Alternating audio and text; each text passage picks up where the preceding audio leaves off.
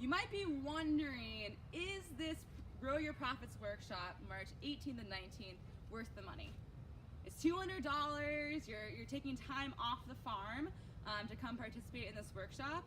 And I'm gonna talk a little bit about why this is going to be a good investment for your farm. So at this workshop, we're not only bringing together folks that have years and years of experience doing this type of farming and growing their business, their profits, and better crops because of techniques that they employed, but you're also gonna learn things that you can implement on your farm immediately. So one thing that we're going to talk about during the workshop is ways to maximize space for productivity and efficiency.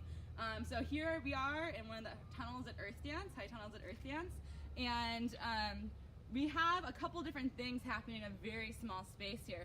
We have Swiss chard growing, that's going to grow all winter long, and we have May King Choy interplanted in between.